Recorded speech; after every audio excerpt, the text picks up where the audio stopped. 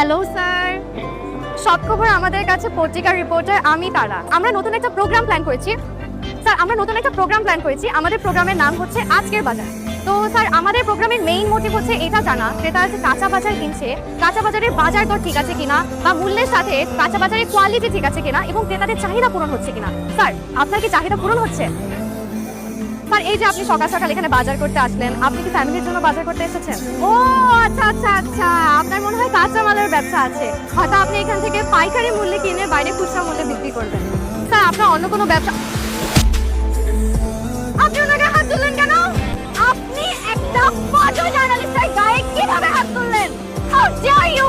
আপনি জানেন আমরা কে?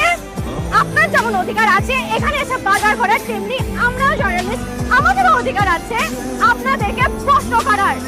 আপনি বলেন ওর গায়ে